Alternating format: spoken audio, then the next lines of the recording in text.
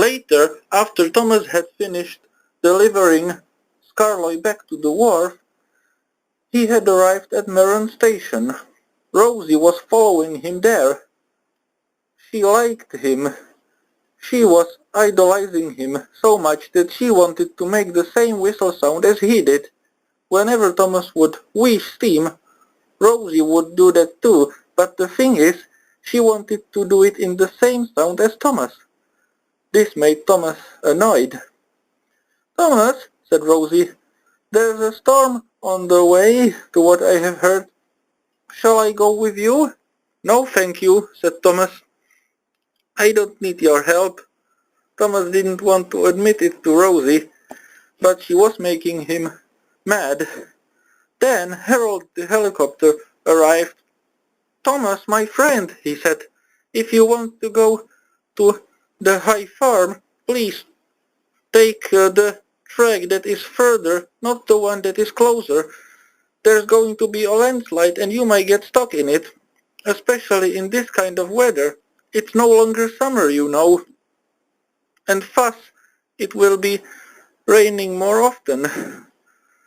"I do not need anyone's help or advice," said Thomas, "and besides, the Fat Controller told me I had to deliver this mail, and I will do it, whatever the weather," said Thomas. "But Thomas," said Rosie when she saw him leaving, "we guys are just trying to help you." Thomas was very mad. He had gone to deliver the birthday mail to Alice. But after Thomas had got to Alstead branch line, he heard Rosie. She was behind him, and she thought Thomas wouldn't know, but now he did. "Damn Rosie," he said. "I think she's following me, isn't she? What do you think, driver?" he asked. "I don't know about that," said Thomas's driver, "but we better carry on no matter. I mean, even if she may be following us, that doesn't mean we're going to stop it. And besides, what if it's for your own safety?" "Yes, for my own safety. First, Emily was telling me what to do, and I thought she was just being bossy, but it was for my own safety, because it was winter.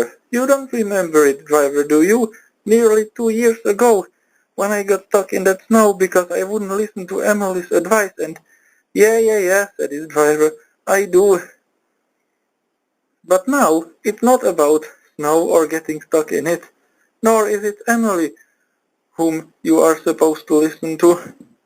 Yeah, whatever, said Thomas. Then he came to High Farm Junction. One section of tracks led to the boulder quarry that was opened and closed in 1998.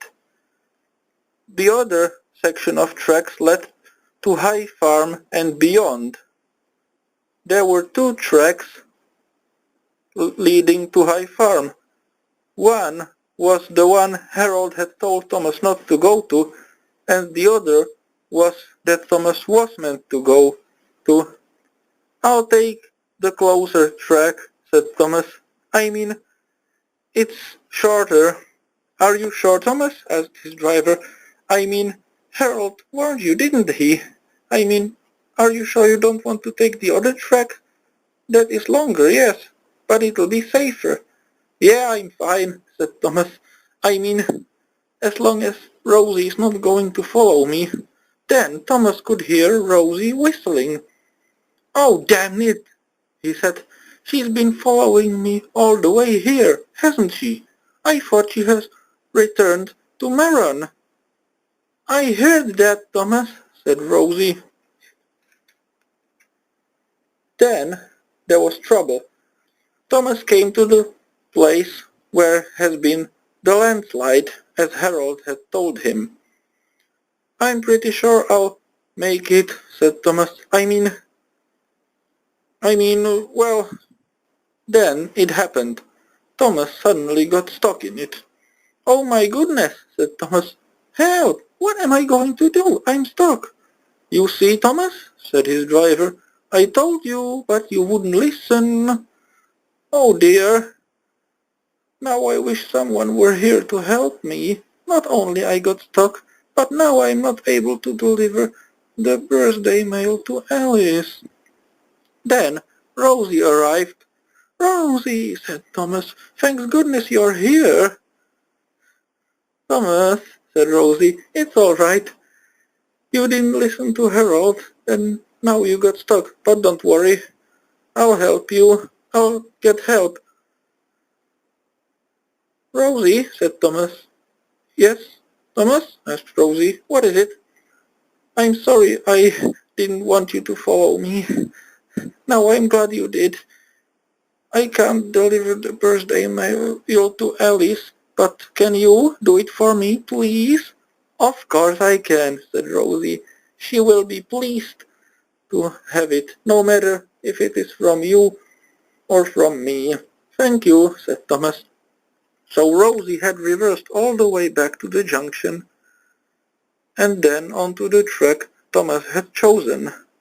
And then she coupled up behind Thomas's train and reversed back to the junction and then onto her track. Thomas was very pleased. "Oh my goodness," he said, "what was I thinking? Not taking the track I was supposed to take," he said. Later, Rosie had returned to the place, and she had a passenger on board. It was none other than Alice. "Hello, Thomas," she said. "By the way, Rosie, thanks for bringing me here." "You're welcome, Alice," said Rosie. "Oh, thanks goodness," said Thomas. "By the way, did you enjoy your birthday presents?" "Yes," said Alice, "and thank you for delivering them, and you too, Rosie." "Which of them did you like most?" asked Thomas. "All of them at the same time," replied Alice.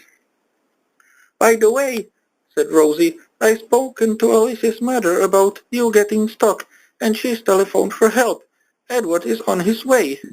"Thanks goodness," said Thomas. "Is he going to pull me out of this?" "No," said Rosie. "He's bringing Judy and Jerome with him." "Okay," said Thomas. "I suppose it'll be easier than if he pulled me on his own. I mean, if I'm stuck in this landslide." And indeed, Edward was on his way there with Judy and Jerome. When he had arrived at the spot of scene, he couldn't believe his eyes. "Thomas," he said, "did you really get stuck in this landslide because you wouldn't listen to Harold's help?" "Yeah," said Thomas. "Silly me. Never you mind about that. By the way, the Fat Controller is waiting for you at Knapford Station. He has another job for you. He wants you to go to Arlesdale End to shunt some trucks there to Toby, because Toby needs to go to do an important job and he's too busy there. And also, I think there has been done some damages on Toby's shed's roof, so the Fat Controller wants you to go and see what happened to it." "Okay," said Thomas. After Judy and Jerome had lifted him back on the rails, Thomas had arrived at Knapford Station, and he had told the Fat Controller he had done what was he supposed to. "Well done, Thomas," said the Fat Controller. "Now, Toby is taking some workmen to the quarry on the end of your branch line, and thus he won't be having time to do any duties on his branch line. So do you think you could come there and do it for him?" "Yes, sir," said Thomas. "Edward has told me already about it." When Thomas had arrived at Arlesdale End, he could see Toby was all wet. "Hello, Toby," he said. "How did you get all that wet?" "Well," said Toby, "because all the storm has made hole in the roof of my shed. The Fat controller was right, said Thomas. Then he saw how big hole was it in Toby's roof. Oh my goodness, he said. I think Toby's shed needs a new roof. Are you sure, Thomas? Asked his driver. I mean, we better speak to Toby first. Yes, said Thomas. Later, Thomas met the Fat Controller at Knapford Station. Sir, he said, I have been to Arlesdale End, and I saw that Toby's shed had a big hole in its roof. That does it, said the Fat Controller. He needs to have it fixed right away. Just then, Toby and Henrietta had arrived, aka speaking of the devil, and there he is. Toby, said Thomas. Guess what? I'm just telling the Fat Controller about your shed's roof. He wants it to be fixed. Toby was upset. Soon Toby's passengers had got on board Henrietta, and the guard had blown his whistle, and Toby had to leave. What's the matter? Asked Thomas. Toby is looking quite sad. Yeah, said the Fat Controller. I wonder what's wrong with him. Having the new roof on his shed is good for him. He's not enjoying to be wet, is he? I hope not, said Thomas. After all, Toby is made of wood, and the more often he's going to be wet, the sooner he'll get rotten. And you don't want to have a rotten engine on your railway, sir, do you? No, I don't, said the Fat Controller. The next day, the Fat Controller had telephoned Miss Jenny. He wanted to borrow Kelly the crane to help load the wood onto Toby's shed's roof. Of course, I can lend you Kelly, sir, said Miss Jenny. I'm not going to need him today, so you can have him. Him? Asked the Fat Controller. Don't you mean her? Kelly is not a masculine name, but feminine. Yes, said Miss Jenny, but in the crane's case, it doesn't matter. You're right, it's not a masculine name, but despite that, Kelly is a male and not a female. Man, what a surprise, said the Fat Controller. Well, Thomas is going to go to the construction company yard to pick him, and take him to Arlesdale End. Yes, sir, said Miss Jenny.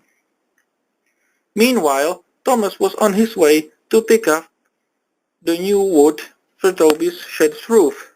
On his way to the timber yard, he met Percy. Percy was carrying a birdhouse on his flatbed. Hello, Percy, said Thomas. Where are you taking it? To Farmer McCall's farm, of course, replied Percy.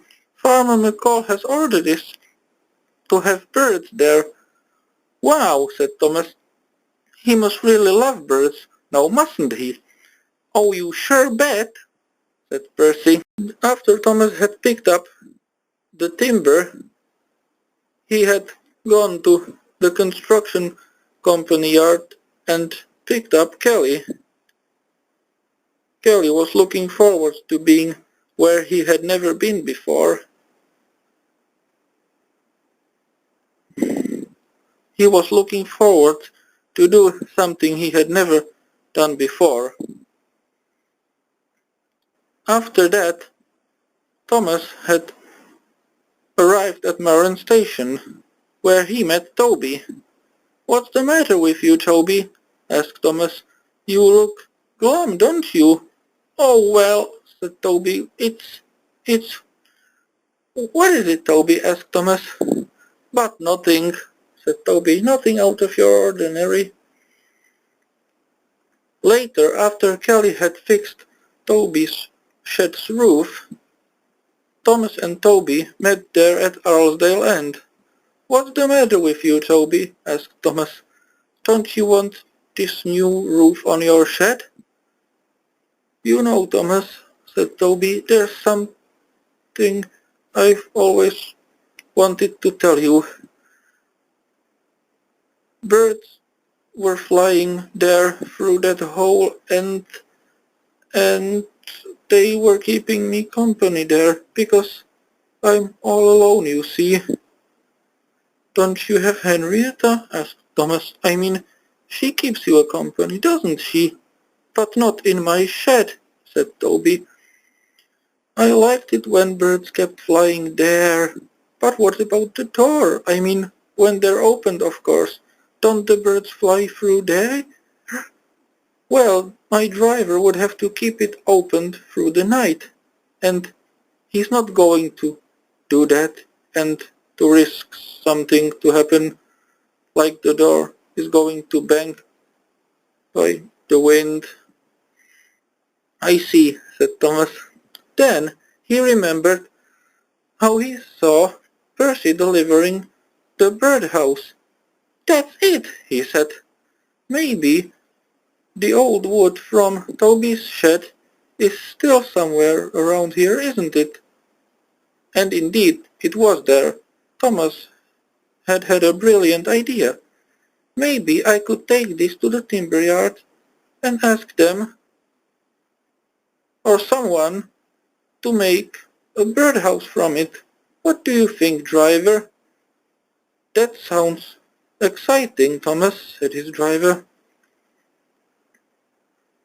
And indeed, the birdhouse sure was made.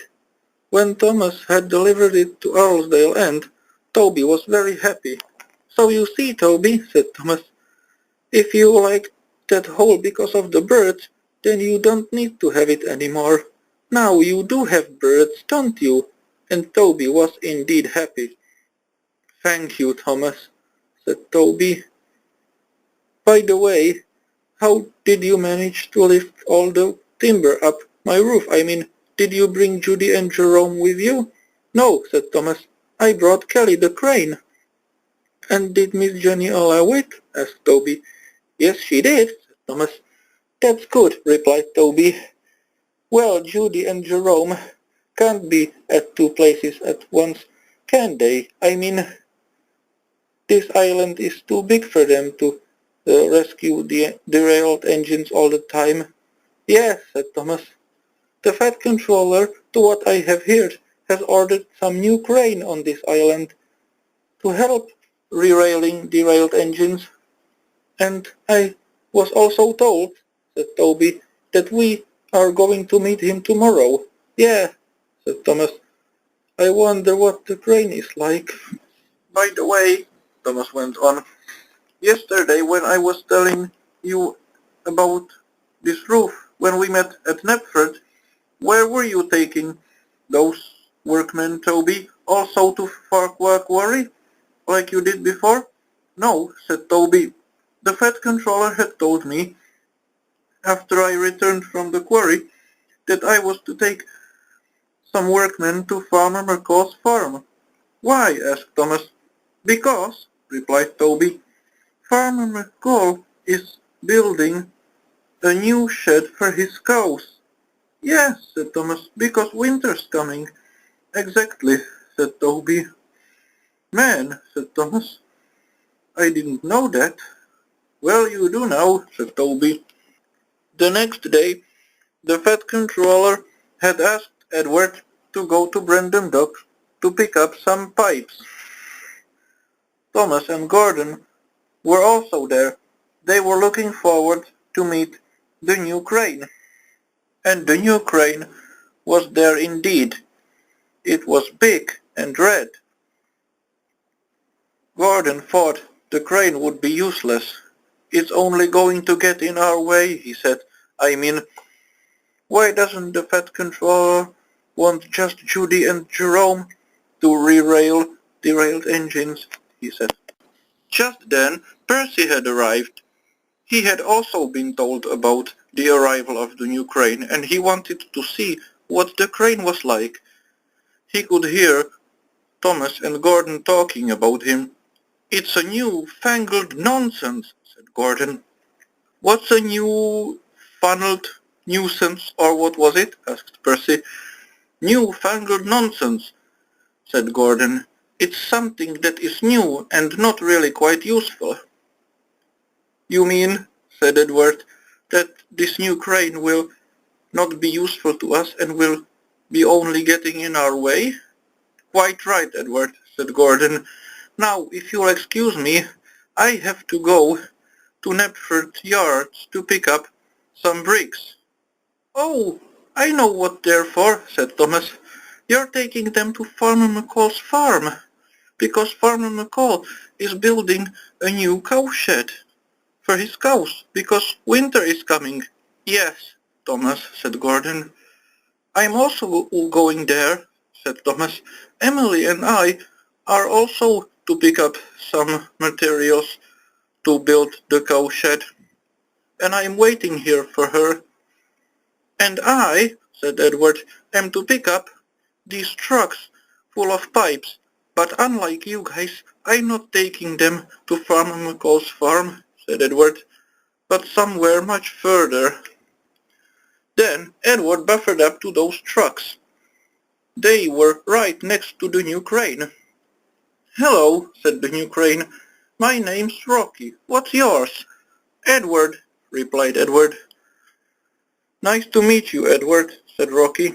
Say, you wouldn't mind if I traveled with you, would you? I mean, what if you are going to need my help? No, thank you, Rocky, said Edward. I don't need any help of a crane. I mean, I must go now. Wait, Edward, said Rocky. Those pipes are not secured yet. Well, you better not be going very fast unless you want an accident. Rocky was right, because Edward was going very fast and wouldn't wait for those pipes to be secured. He was being careless. After Edward was on the main line, he came to a red signal. He was so much thinking about Rocky that he wasn't paying attention and nearly crossed the red signal, but luckily he managed to stop in time. But he braked so sharply that the trucks bumped into him, and then there was trouble. All the pipes had suddenly rolled onto the tracks. It was a disaster. Oh my goodness, said Edward. What on earth has happened? Say, Edward, said his driver, you need to go back to the docks to fetch Rocky. New-fangled nonsense? Asked Edward. No thanks. Telephone for Harvey. Will you? I mean, Harvey is small, but I'm sure he'll be better than Rocky. Suit you, Edward, said his driver. But it was a mistake. Harvey was not a weak engine, but each of the pipes was very heavy, and thus Harvey was not able to lift more than one at a time, and even one pipe was so heavy that Harvey was amazed he can lift it at all. I'll be doing this till the evening, he said. Just then Thomas and Emily had arrived. They were taking some building materials to Farmer McCall's farm to build the cowshed. What happened here? Asked Thomas. Edward had to tell him the truth. I don't know how it happened, Thomas, he said, but these pipes have rolled off my trucks and they are blocking these tracks. You guys will have to wait until Harvey has cleared all of this. But I don't like being patient, said Emily. I mean, Thomas and I cannot wait until midnight now, can we, Thomas? Sure not, Emily, agreed Thomas. I mean, we guys have work to do. Then there was trouble. Gordon was approaching. He had been taking on water because his tanks were nearly empty. As he was saying, he was to go to Knapford Yards to pick up the bricks for the cowshed. Gordon didn't see the pipes until it was too late. And suddenly, Gordon was derailed. Oh no, groaned Harvey. I can't lift Gordon, he's too big for me. I mean, when I was new to this island, I was able to lift Percy back on the rails. But that's because Percy isn't that heavy, but Gordon is. Maybe Judy and Jerome could lift him. Or perhaps Rocky, said Gordon. Edward knew he had said Rocky was newfangled nonsense, but he knew there was no time to argue. All right, he said. No matter what I think about Rocky, I will go to the docks and ask him for help. I mean, we cannot judge anyone just because they're new, can we? And Edward was right. He raced back to the docks as quickly as possible. Rocky, Rocky, he said. It's an emergency, it's an emergency. What happened, Edward? Asked Rocky. It's Gordon. He is derailed, and it's all my fault. You were right about those pipes. I didn't wait for them to be secured, and I wasn't careful, and they rolled off my trucks and are blocking the tracks. You need to go with me. Fine, said Rocky. Couple up to me then, and take me there where it is. And so Edward did. Edward was so happy to be pulling the newest machine on the island. All the adults and children who had heard about Rocky were waving at Edward as well as at Rocky. They couldn't wait to see the new crane. At last Edward had arrived at the place of the disaster. Harvey was pleased to see Rocky, and so were Thomas, Emily, and Gordon, especially Gordon. First, Rocky had lifted Gordon back onto the track, and after that he had lifted the pipes somewhere where they wouldn't be in the way. Man, said Thomas, I never knew we would need your help, Rocky, said Thomas. I mean, you are really useful. Three cheers for Rocky, said Edward.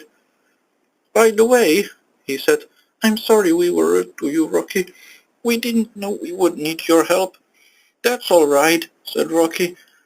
By the way, where are you guys on your way again? He asked Thomas, Gordon, and Emily. We are taking some material to Farmer McCall's farm, replied Thomas. It's on my branch line. Winter is coming, and Farmer McCall has some new cows, and he's building a shed for them. Wow, said Rocky. That sounds exciting. I wish I could visit him someday. Well, said Thomas, you could, but you're very heavy, and tracks and bridges on my branch line are not as strong as those on the main line, so I wouldn't rather risk it if I were you, now would I? Said Thomas. The next morning, the Fat Controller had arrived at Tidmouth Sheds. He wanted to tell his engines what were they to do that day. Gordon, he said, you are to pick up some more materials to build the cow barn at Farmer McCall's farm. Those trucks with the materials are waiting for you at the other side of the island, near Vickerstown, and that's where you will be going. And Henry, you will take some empty trucks for Gordon to take the materials in, he said. Henry was upset. He wanted to pull some full trucks, not just the empty one. Oh my goodness, said Henry, just because I broke down the other day, the Fat Controller thinks I'm not as strong as Gordon. Of course you are, said Thomas. You could pull 20 trucks of steel or 50 trucks of sand, said Emily. You're big, strong Henry, said Percy. This made Henry feel very proud. And I don't think, said Thomas, that the Fat Controller wants you to pull empty trucks just because you broke down with your passenger train the other day.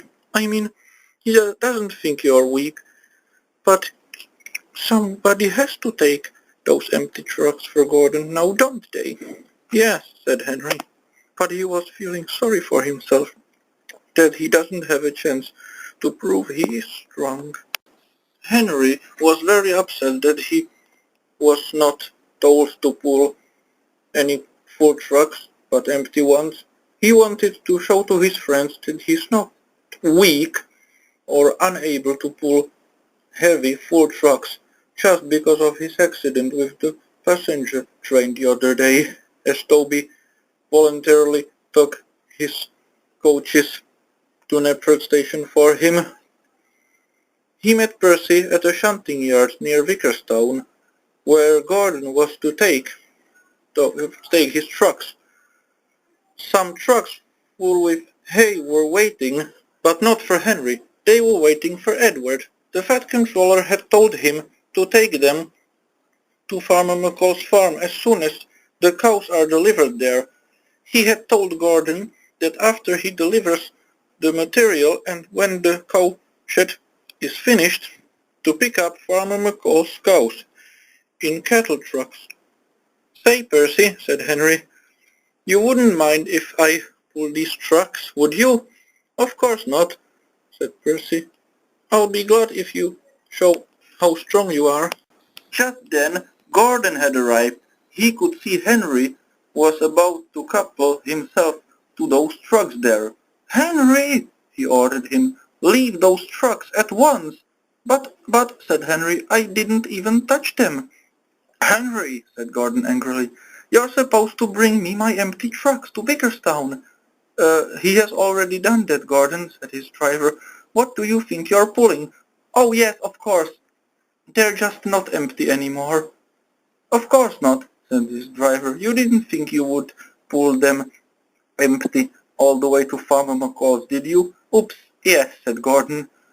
Now, Henry, said Gordon, these trucks are not here for you. The Fat Controller didn't tell you to pull them, did he? No, said Henry. Then leave them be, said Gordon. After he had left, Thomas had arrived. He could see Henry was looking rather sad. Tell you what, Henry, said Thomas, there are some other trucks filled with hay bales that you could take, so that you could prove you are as strong as Gordon, or even stronger than him. Yes, said Henry, I will. And so Henry got coupled up to them, but he didn't realize that he shouldn't have. Soon Henry approached a hill nearby. Henry was having no trouble getting up, but then there was trouble. When Henry was rolling down from the other side, he couldn't stop. The trucks were not pushing him, but they were very heavy. And then it happened. Henry derailed at near 3 tracks nearby. Oh dear, groaned Henry. What have I done? Just then Thomas had arrived there. Oh no, he groaned. Don't worry, I'll go and get help. I'll send Rocky to rescue you, Henry, he said. Henry had never met Rocky before. What? Rocky? He said. But what about Judy and Jerome? I mean, don't they work on this railway anymore? Of course they do, said Thomas.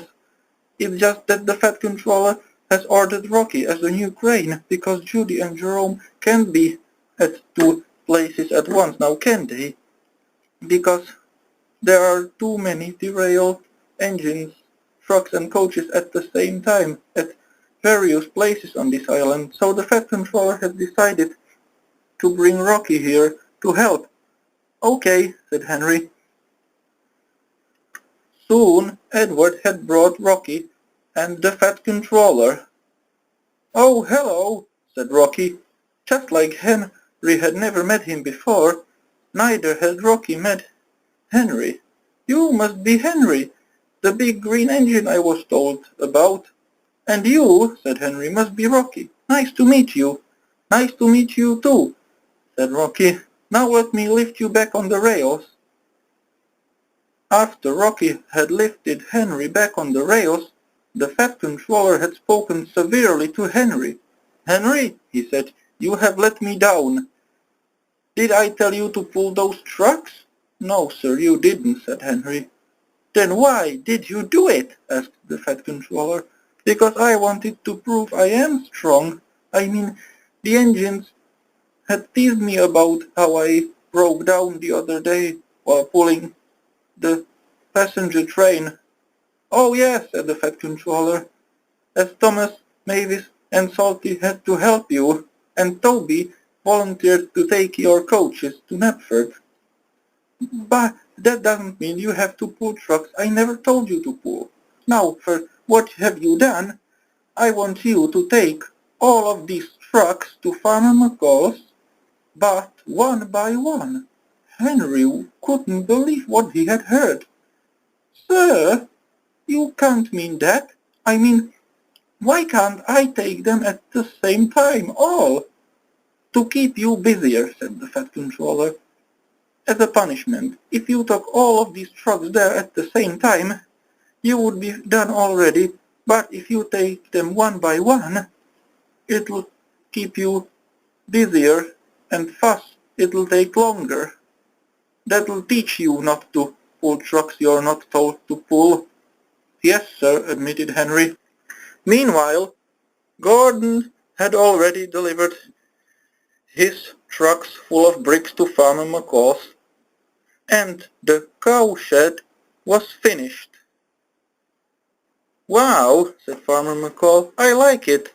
Now, Gordon, you can go and pick up my cows, now that they have their home. Yes, sir, said Gordon. Just then the Fat Controller had arrived. He had told both Gordon and Farmer McCall that Henry will be bringing the trucks filled with hay. And he had also told them that he will be taking them one by one. Ha ha ha ha ha! Not very strong now, is he? Laughed Gordon. I didn't think Henry was so weak. So weak that he could pull those trucks only one by one. No, Gordon, said the Fat Controller. It's a punishment for him. But Gordon knew that. He just wanted to tease Henry, didn't he? After Gordon had picked up the cows, he didn't realize that the doors of the cattle trucks had opened, and thus the cows got off the train. But you know who did?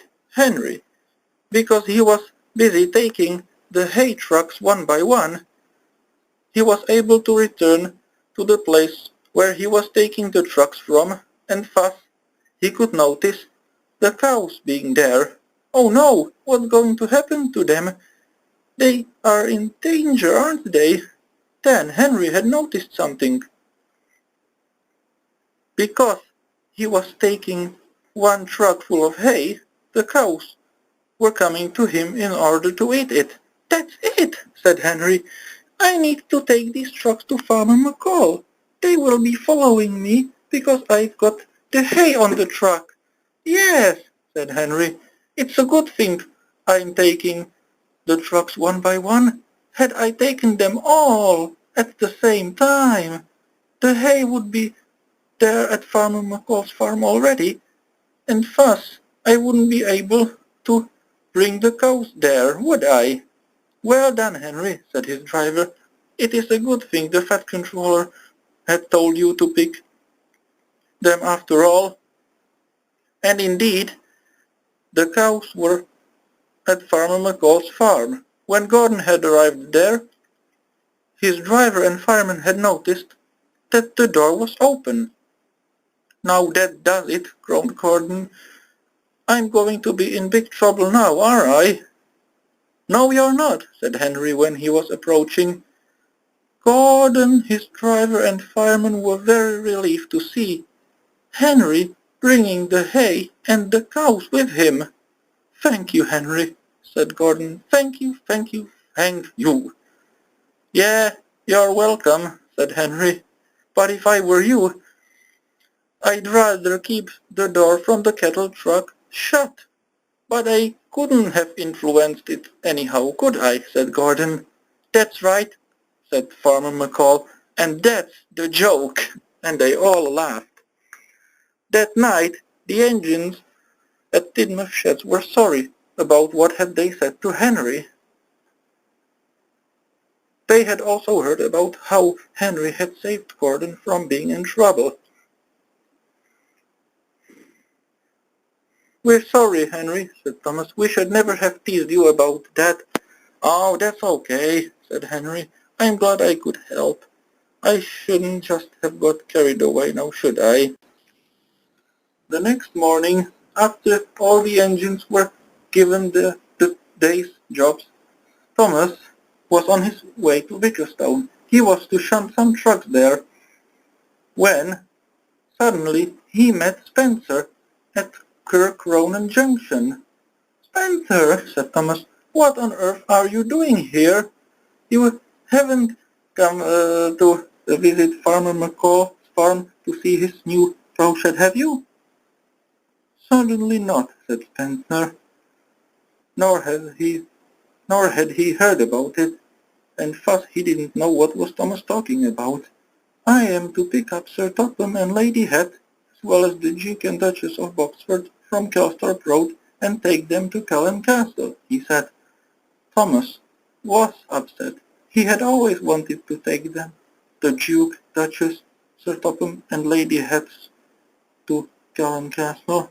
"Why can't I take them?" he asked. "Because, little Thomas," said Spencer, "you are only a little engine, and little engines are given little tasks. I am a big engine, and big engines get big tasks." "The former is not correctly right," said Thomas. "I am a little engine, and I was given a big task for today. I am to take some trucks from Vickerstown to Brandon Docks." "Now are you?" said Spencer. "That doesn't sound like a big job." "Just because I am a small engine? You're saying that?" said Thomas. "Well, if you really can be as big, fast and strong as me," said Spencer, "then why don't you have a race with me to Kelsthorpe Road? It is not very far from here, is it?" "Right then," said Thomas. "On our marks, get set, go!" Spencer was only teasing Thomas, but Thomas believed it. Because Thomas wasn't really as fast as Spencer, his fireman had to add more coal to his firebox, and thus Thomas was going faster, but he shouldn't have. The Fat Controller and his wife, as well as the Duke and Duchess of Boxford, were waiting at Kelsthorpe Road Station. Then they saw Thomas and Spencer approaching.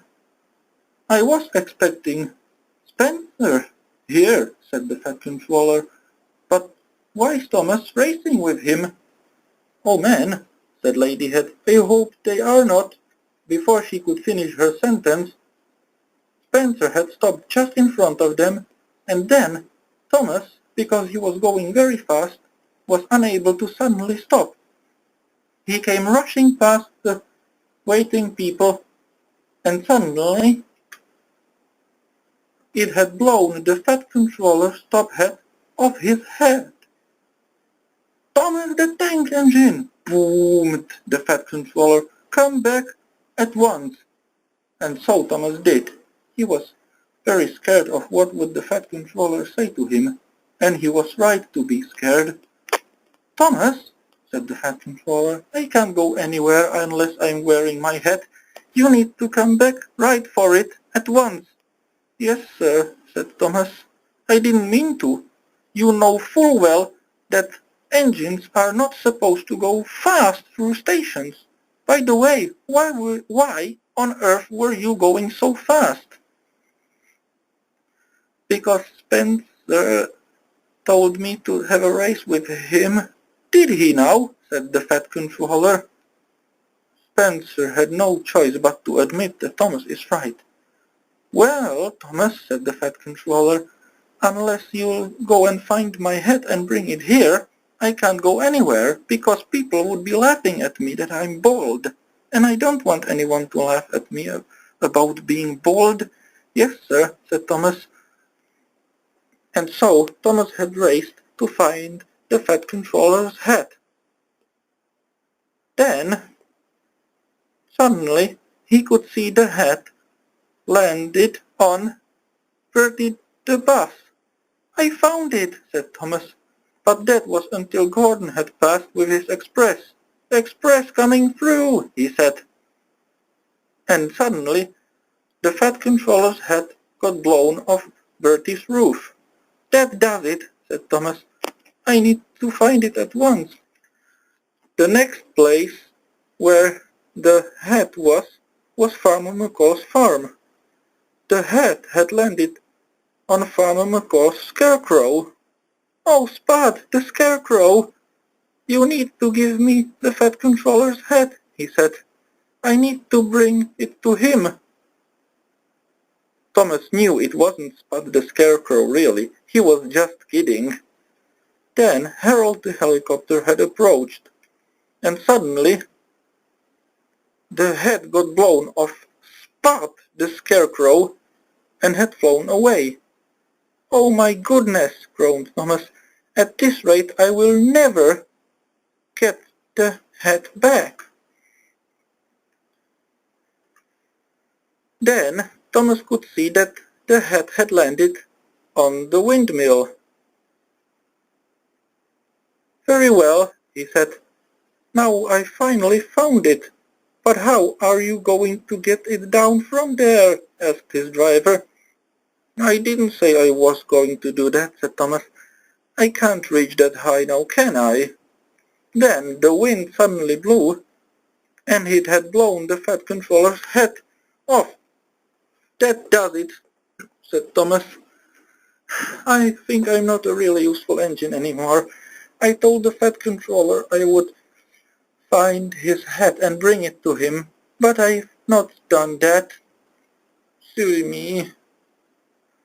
Thomas was about to return to Castor Road to tell the Fat Controller that he hadn't found his hat, but then suddenly, Thomas could see the hat was right in front of him. "Mr. Wind," he said, "could you please give the Fat Controller's hat to me? I need to bring it to the Fat Controller." And so, suddenly, Mr. Wind did it, and the hat had landed right on Thomas's funnel. "Hooray!" said Thomas. "Now I can bring it back to the Fat Controller." Thomas was very happy. He kept passing his friends, and whenever they saw him with the hat, they asked him what was the hat doing there. "Thomas," said Henry, "you're not pretending to be the Fat Controller, are you?" "No, I'm not," said Thomas. "I'm just bringing his hat to him because he's lost it." And soon Thomas had arrived back at Kelsthorpe Road. "Oh, well done, Thomas," said the Fat Controller. "I knew you'd find my hat. You're a really useful engine." "Yes, sir," said Thomas. "I told you I would, and indeed I did."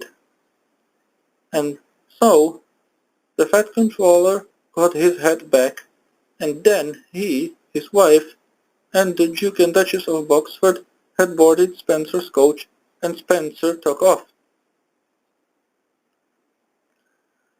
Thomas was hoping Spencer had got told off while they were waiting for him before he'll come back with the hat.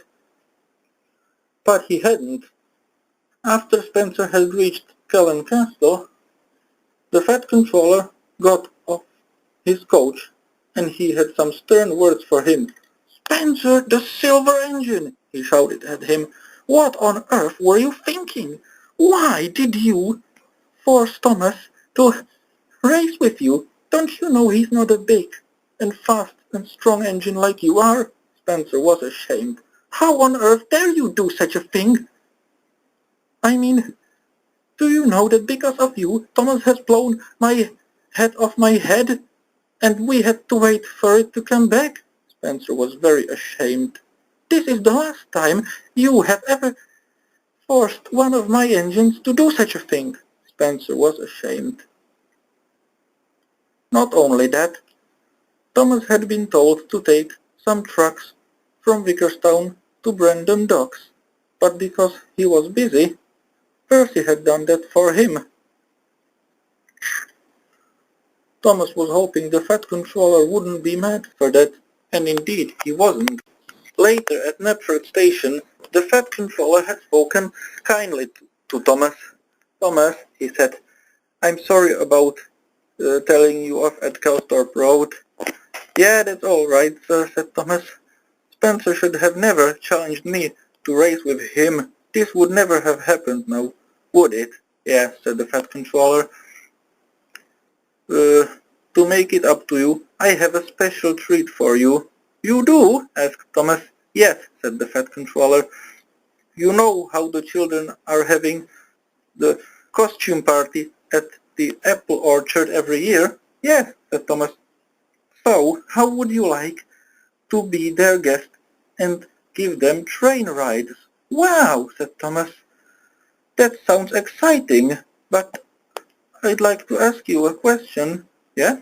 You're not going to tell James about this incident, are you? Certainly not. Why James? Because, said Thomas, James wants to humiliate me. Why on earth would he do that? You know, the other day when we were picking those football players for the match, James had admitted that he had told you to tell me to work at the wharf because he wanted to humiliate me in front of the narrow gauge engines about my, my incidents. Oh, did he now? Said the Fat Controller. Well, in that case, I am going to give him some humiliating task as a punishment, he said. I've just remembered. Soon there's going to be a new museum opened somewhere near Kirkrone and Branchline. I wanted James to pick up an admiral there to have it to declare it opened, but I will find another engine to pick him. Wow, said Thomas. And, said the Fat Controller, tomorrow you can go to the apple orchard to give the children their train rides. So the next morning, Thomas went to the washdown to be washed to look his best for the train ride. Wow, Thomas, said Percy. He had heard about what was Thomas going to do, and he was proud of his friend. If I were to give children a train ride, I would certainly look like a bubble now, wouldn't I? I mean, it's a good costume. I suppose you should have one too. You think? Asked Thomas. Yes, said Percy. You look like a big giant bubble. I do, said Thomas. Wow, that's a good idea. You might say I am done. No, Thomas, said one of the workmen who were polishing him. You need to come back. But Thomas was already leaving. Now that does it, said the workman. If Thomas will have a soap in his eye, then you know what's going to happen, don't you? I only told him he should wear a costume, said Percy, but I was just kidding. Percy should never have said that.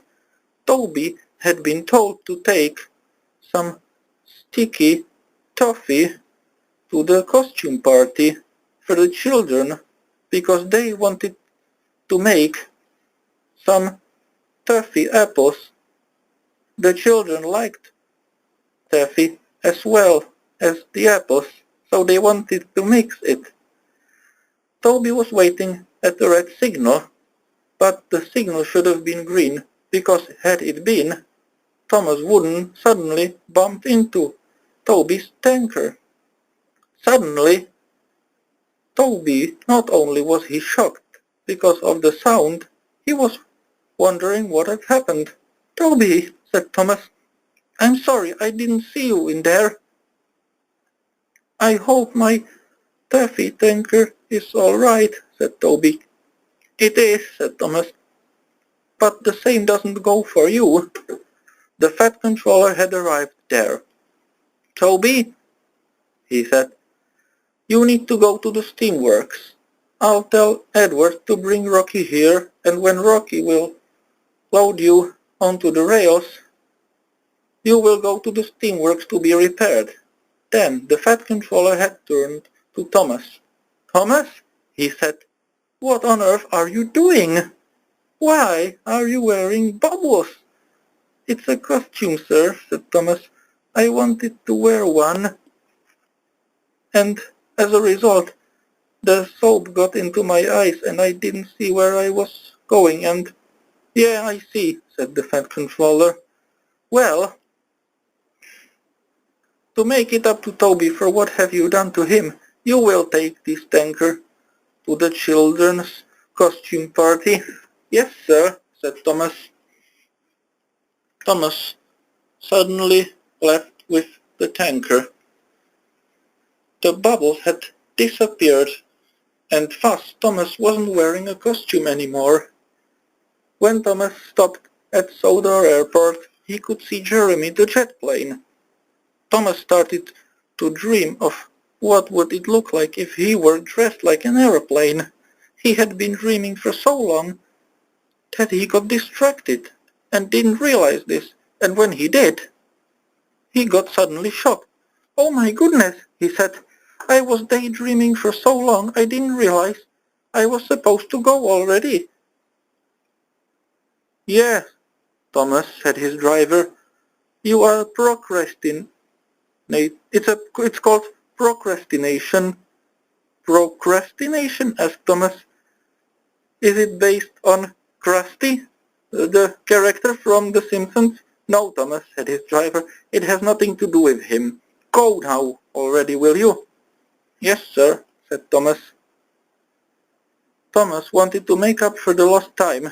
He was going so fast that he didn't watch where he was going. There was a siding in front of him and the points were switched right onto it. And Thomas had suddenly bumped with his tanker into some buffers. And suddenly the taffy got splattered all over Thomas. "Now that does it," said Thomas. "This is all I needed." Then Thomas reversed back onto the track where he was supposed to go on. "I wanted to make up for the lost time," he said. "I didn't want this to happen." Luckily, the apple orchard where the children were having their costume party wasn't far, but there were trees growing very close to the rails, and thus their branches and leaves were sticking onto Thomas, due to being sticky from taffy. And then, when Thomas had reached the apple orchard, the children thought Thomas looked like a giant riding bush. Thomas liked that. "Wow," said the children, "we thought we were to get train rides by an engine, not by a giant bush on wheels," they teased. Yeah, very funny. "I do look like a bush, don't I?" said Thomas. That night, the engines at Tidmouth Sheds were talking about Thomas's adventure with the taffy tanker. "Oh my goodness," said James crossly. It's not fair, you know, Thomas," he said. "What isn't fair?" asked Thomas. "Tomorrow, the Fat Controller wants to open the new museum near Cabelnu Station. But I wanted to pick him up, but the thing is, you get to take it instead of me." "Of course I will," said Thomas. That's an enough punishment for you, that you're not to be given this job." "Well, Thomas," said James, "I'll do anything to prove to the Fat Controller that you are not worth of taking the Admiral." "You wish," said Thomas. The next morning, Thomas had arrived at Brandon Docks with Annie and Clarabelle. Salty was there. He wanted to Tell Thomas something that he would be interested in. Thomas, he said, you've come to pick up the Admiral to take to the new museum opening ceremony, haven't you? He asked. I sure have, said Thomas. You know, he said, you can find a treasure somewhere here on the island. He said, first you will visit the Eagle of the Mountains, then you will see clouds that are not in the sky, and lastly you will see the skull and some crossbones, and then you will see where the treasure is located. These are the 3 clues that will lead you there. Thomas was excited. James and Emily were at random docks too. They didn't believe Salty's story. It's just a story, Thomas, said James. Maybe the Fat Controller has made a terrible mistake. I should have been given this job instead of you. Nonsense, said Thomas. Then Thomas saw the Admiral. Oh, sir, you must be the one whom I'm taking to the museum, he said. I'm Thomas, and these are my faithful coaches, Annie and Clarabelle. Yes, hello, Thomas, said the Admiral. I do know you. But sir, said Thomas, before we will go to the museum opening ceremony, I would like to take you on a smaller trip. Where? Asked the Admiral. You will see. Thomas was supposed to go to Cabell Nou, but instead he wanted to find the treasure before he would reach there. Thomas kept spending all day searching for the Eagle of the Mountains. He hadn't even found it. Thus he couldn't find the so-called clouds that are not in the sky, nor could he find the skull and the crossbones. While he was approaching the Eagle of the Mountains, he met Emily. Emily was surprised. What are you doing here, Thomas? She asked. I'm searching for the treasure Salty has told me about, Emily, said Thomas. Emily was surprised. Did Thomas really believe this story? The next engine whom Thomas met along his way was James. You haven't found the Eagle of the Mountains, have you? He asked. No, I haven't, said Thomas. Then, in front of him, Thomas could see something that looked like a head of eagle. This is it, he said, the so-called Eagle of the Mountain. Of course, this must be it. Now I must find the clouds that are not located on the sky. Ah, said James. You are very irresponsible, Thomas. The Fat Controller should have given this job to me. I'll tell the narrow-gauge engines at the wharf that you're still doing all the jobs wrong. No, you won't, said Thomas. If you told the Fat Controller to give me the job at the wharf only in order for me to get humiliated in front of the narrow-gauge engines, then it must mean you're cheating. Then I'll tell the Fat Controller that I don't want to work there anymore. This made James cross. So James had decided to get Thomas in trouble. Along his way, James met Harold the helicopter. Maybe I could tell Harold what is Thomas doing, he decided, and ask him to take the Fat Controller with himself in order to find out what is Thomas up to. Excuse me, Harold, said James. Yes, how can I help you, old chap? Asked Harold. And James had told him what to do. Meanwhile, Thomas had found the clouds that were not in the sky. They were seen in a lake. It was just a reflection. Of course, this is what Sati meant by those so-called clouds that are not in the sky. He meant they are reflected. Now to see the third clue and the treasure is found.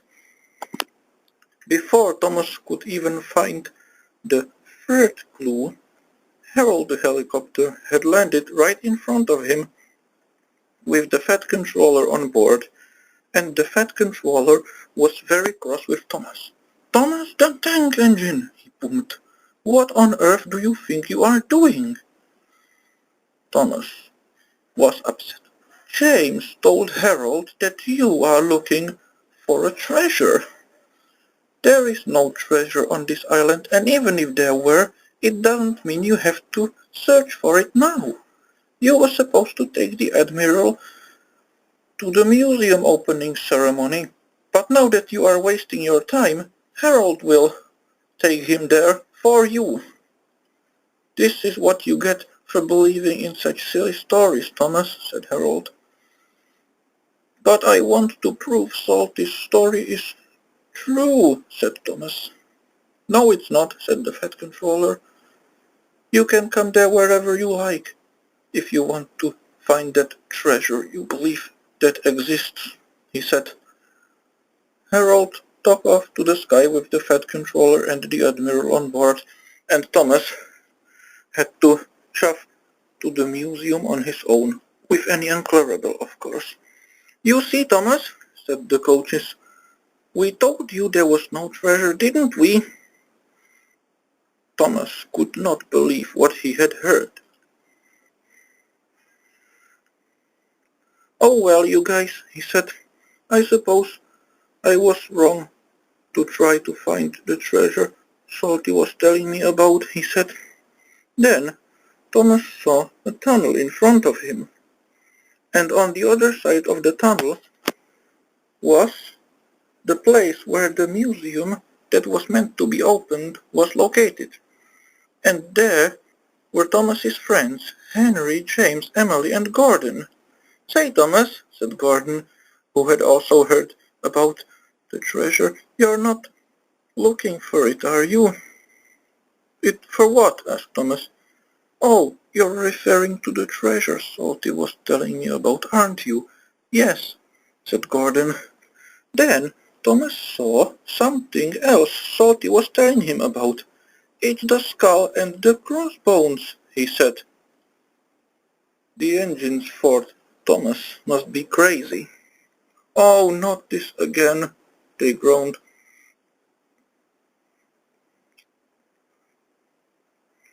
The Admiral looked at it. "What are you talking about, Thomas?" he asked. Then the Admiral knew what was Thomas referring to. "Oh, wait! You mean there's a treasure under it?" "Yes, sir," said Thomas. So the Admiral brought himself a shovel, and then he found the treasure Thomas was talking about. "Oh my goodness," said Thomas, "I was right." The engines gasped. So Salty's tale was true after all. The Fat Controller was very proud of Thomas. "I am so sorry I told you off in the first place, Thomas," he said. "I just wanted the Admiral to get here to the museum to declare it opened as soon as possible." "It's all right, sir," said Thomas. "I guess I should have taken him first and then searched for the treasure," said Thomas. "And," added the Admiral, "the treasure that was found by Thomas will be the main exhibit in this museum," he announced. That evening, the engines at Tidmouth Sheds were talking about the treasure Thomas had found. Also, so they had heard there was to be a shooting star falling, and thus they were thinking of their wishes. Thomas was very excited. Then the Fat Controller had arrived. "Thomas," he said, "tonight you must go to the power plant that is located near Bilgodred Station," he said. "It has broken there, and thus there is no electricity on this island. So go to Knapford Station and pick up the workmen that are meant to go to the power plant to fix it." "Yes, sir," said Thomas.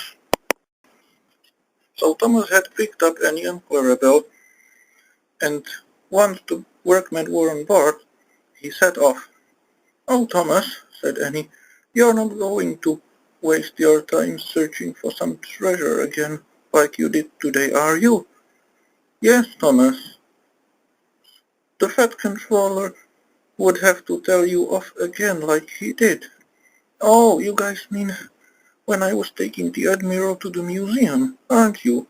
"Oh, well, let's just say I believed Salty's story, and the thing is, it was true and not made up," he said. While Thomas was talking to Annie and Clarabelle along his way to the power plant, he was thinking about if he's going to see the falling shooting star.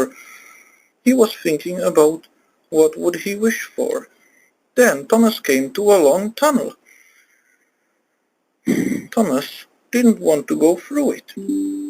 If he did, he might miss the shooting star, and thus whatever would he wish for, he then couldn't. "Maybe I'll go past it," he said. "If I go through the tunnel, I might miss the shooting star, and then I wouldn't be able to have any wishes." So Thomas reversed back to a junction before the tunnel, and had decided to take different track. "Thomas," asked Annie, "what are you doing?" "I'll tell you what I'm doing," he said.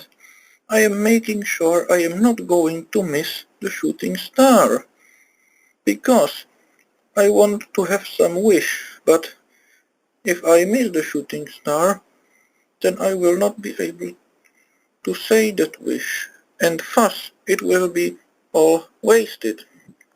But then Thomas came to another place that would make him miss the shooting star. This time it was a cutting. Thomas knew that if this cutting was very tall, he would definitely miss the shooting star. "Wait a minute," said Thomas.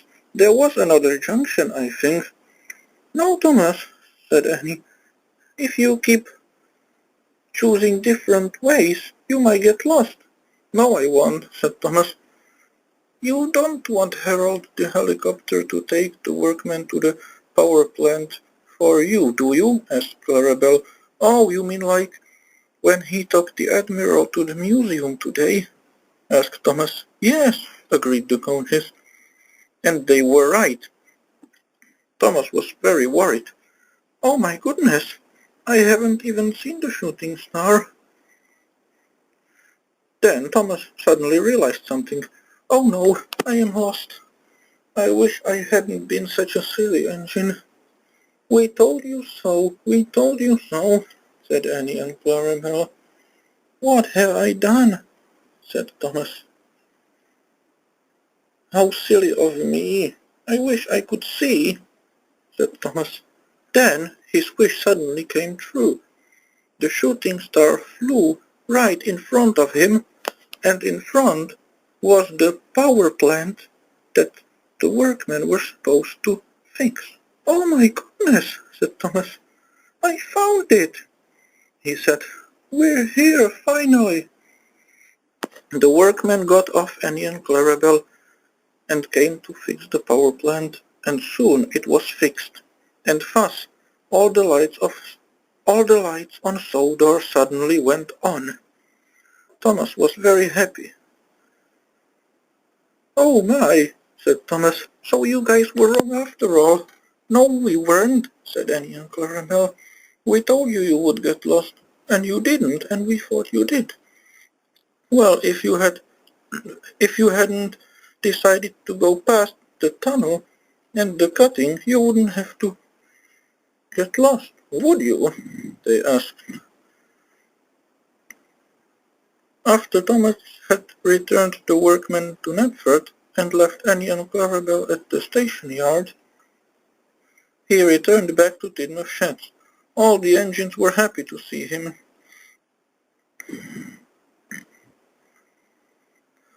"Well done, Thomas," they cheered. You did it after all. Yes, said Thomas. He was very happy. And by the way, did you guys wish for anything? What was it? He asked. We better not tell you, said Percy, because then it would never come true, now would it? Oh yeah, said Thomas. You're right. A few days later, winter came, and soon it was snowing, and the engines were happy when snow was about. The Fat Controller then came to see Thomas. He had a very important job for him. Thomas, he asked, you are to go to the wharf to pick up a truck full of logs to take to Farmer McCall's farm, he said. Yes, sir, said Thomas. Thomas hoped James wouldn't tell the narrow-gauge engines about his misadventures and so on. Thomas met Percy at the signal. "Hello, Thomas," he asked. "What are you doing here?" "I am to go to the wharf," replied Thomas, "to pick up some logs for Farmer McCall." "Okay," said Percy, "but be careful. James is most likely going to be there, and he will tell the narrow-gauge engines about your you-know-what." "Then I'll tell the Fed Controller if he will," he said, "and I'm pretty sure he'll punish James for that." "Well, we'll see if he will," said Percy. And when Thomas had arrived at the wharf, James was indeed there. Annie and Clarabel had told him about the previous night how Thomas was taking the workmen to the power plant and how he got lost along his way, and James had decided to tell the narrow-gauge engines. Also, James had told them about how Thomas was looking for the treasure that Salty had told him about. But Thomas hadn't been there. Along his way, he had passed a location where some children were building a snowman. Or were they? "Wow," said Thomas when he saw the snowman. "I never knew you can color the snow red and black." "It's not made of snow," said Thomas's driver. "It's a balloon shaped like a snowman," he said. "Oh," said Thomas, "of course, yes." But then a gust of wind lifted the snowman off the ground, right towards Thomas, which would be impossible if it were a real snowman, now wouldn't it? The balloon then suddenly got caught on Thomas's rear buffers, and fast it followed him. The children were surprised. They never knew that balloon snowmen could do that. Then Thomas stopped at the level crossing, being on his way to the wharf. "Hey, what are you doing here, Mr. Snowman?" he asked. "Please go back to the children. They guys must miss you now, mustn't they?" The snowman would do that, but do you think he was following Thomas on purpose? Well, you can guess. Finally, Thomas had arrived at the wharf. The narrow-gauge engines had already left, and even if they hadn't, Thomas wouldn't be able to prevent them of knowing about you-know-what because James had already told them. "Oh, hello, Thomas," said James. "You've come to pick up those log trucks, I suppose." "Only one," said Thomas. "The Fat Controller told me Farmer McCall needed only one, not all of them."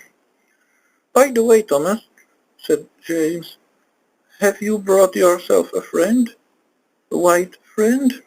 "What you're referring to?" asked Thomas. "To that giant snowman that is above you," replied James. Then Thomas looked up. "Oh no, it's you, Mr. Snowman, isn't it? I told you to go back to the children, didn't I?" "Oh, you mean that flying snowman?" asked James. Then Thomas left with the log truck. He was hoping the snowman wouldn't follow him anywhere. Then Thomas had arrived at Farmer McCall's farm. "Thank you, Thomas," said Farmer McCall. "I was waiting for these logs." "What do you need them for, by the way?" asked Thomas. "To make fire with." "Yes," said Farmer McCall. "It's winter after all. By the way, I never knew you brought the white friend with you." "You're referring to Mr. Snowman, aren't you?" asked Thomas. "Yes," said Farmer McCall. Later, Thomas met Emily at Maidway Station. Thomas wanted to go to Farquhar Station to turn around so that he would go back to Knapford. Emily could see the giant snowman following Thomas. "Hey, Thomas," she said, "what's that snowman doing? Is it a blimp? I mean, will you be taking your passengers in a blimp now instead of your coaches? What a good replacement." "Oh no," said Thomas. "Mr. Snowman is following me again, isn't he?" "Mr. Snowman," said Thomas. "I told you to go back to the children, now didn't I?" But the snowman wouldn't stop following Thomas, because he had been attached to his rear buffers. Later, Thomas had entered Maidway Station from the other side after he had turned on Farquhar Loop. He wanted to tell the Fat Controller about the snowman following him, but he didn't have to go anywhere because the Fat Controller was right on the platform. "Thomas," he said, "Farmer McCall has told me that you had a snowman following you." "Yes, I do," said Thomas. "This giant snowman is following me wherever I'll go. I mean, he's not following me on purpose, is he?" "No, Thomas," said the Fat Controller, and he came to look to Thomas's rear buffers. "There is the problem. It was following you because it was attached to your buffers. The ropes got attached there, and because of the wind." "So that must be it," said Thomas. "The snowman wasn't following me on purpose. I was the one pulling him all day, wasn't I?" "Yes, Thomas," said the Fat Controller. "The children were saying that their snowman is gone missing, but now it is found again." "Oh my goodness," said Thomas. "They guys must think I'm a thief now, mustn't they?" "By the way," said the Fat Controller, "after you return this snowman to where you found it, I would like you to go to the wharf again, to pick up a very special load." "What is it, sir?" asked Thomas. "It's a giant Christmas tree," said the Fat Controller. "I have ordered this, and I would like you to take the tree to the Festival Market Town Station." "Yes, sir," said Thomas. So after Thomas had returned the snowman where it belonged, he puffed to the wharf. When Thomas had arrived at the wharf, Duncan was there. Duncan enjoyed teasing the other engines, especially Thomas. He had also heard about Thomas's adventures, such as finding the treasure, looking like a giant bush because of the taffy, losing the Fat Controller's top hat and Fuss having to look for it, and even about getting stuck in the soil and how Rosie had to get help. And he wanted to tease him about it. "I suppose you have come here to pick up the Christmas tree now, haven't you, Thomas?" asked Duncan. "Yes, I have," said Thomas. "I suppose you don't know what it looks like now, do you?"